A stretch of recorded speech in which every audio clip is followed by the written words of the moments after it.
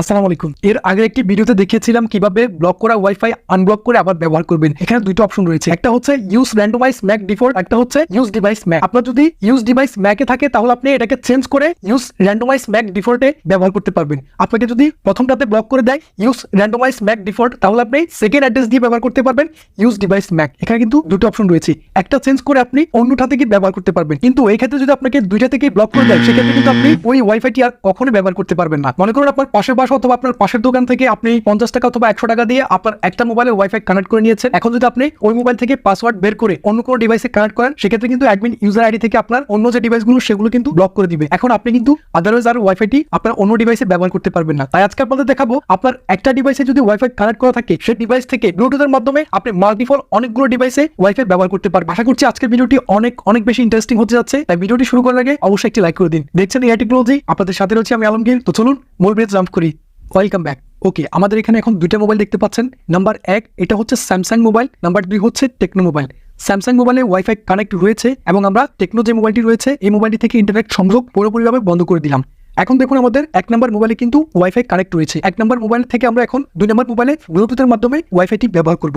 দেখুন প্রথম আমাদের এই সেটিংসটা করতে হবে 1 নম্বর মোবাইলে, অর্থাৎ যে মোবাইলে আমাদের ওয়াইফাইটি কানেক্ট রয়েছে এই সেটিংসটা করবো আমরা 1 নম্বর মোবাইলে। ওকে, প্রথম আমরা মোবাইল থেকে নোটিফিকেশন বারটি কিভাবে টেনে আনবো, তারপর এখানে রয়েছে ব্লুটুথ আমরা অন করে দিব। ব্লুটুথ অন করে দেওয়ার পর এখান থেকে ডানে ক্লিক করব। এখন আমরা আবার চলে যাব সেটিংস অপশনে।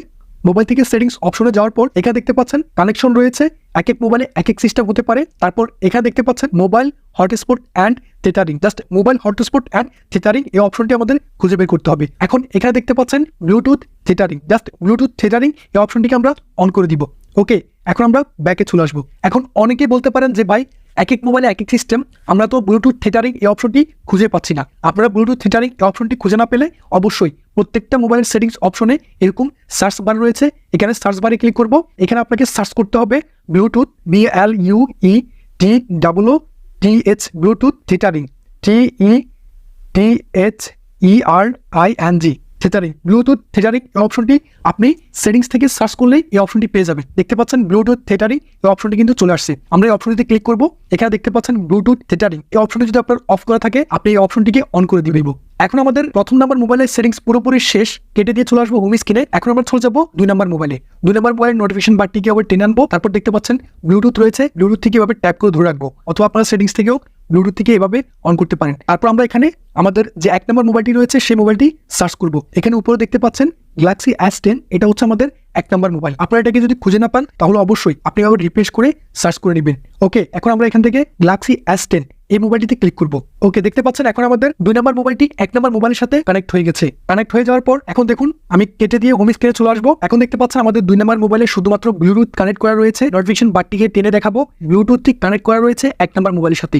আমাদের ডাটা কানেকশন এবং ওয়াইফাই কানেকশন দুটোই কিন্তু বন্ধ রয়েছে। আমরা চলে যাবো সরাসরি ইউটিউবে। দেখতে পাচ্ছেন আমাদের এখন ইউটিউব চলতেছে, দেখুন। সো আমি একটা ভিডিও প্লে করে আপনাদের দেখাচ্ছি। সো দেখতে পাচ্ছেন ভিডিওটি কিন্তু প্লে হয়ে গেছে, ভিডিও চলতেছে। আমি এটা প্রমাণ দেখার জন্য আপনাদের দেখাচ্ছি। নোটিফিকেশন বারটিকে আবার টেনে আনবো। এখানে দেখতে পাচ্ছেন আমার ডাটা কানেকশন এবং ওয়াইফাই কানেকশন দুটোই কিন্তু বন্ধ রয়েছে। এখন আমি ইচ্ছে মতো এখানে ইউটিউব ব্যবহার করতে পারবো। দেখতে পাচ্ছেন আমার কিন্তু ইউটিউব চলতেছে।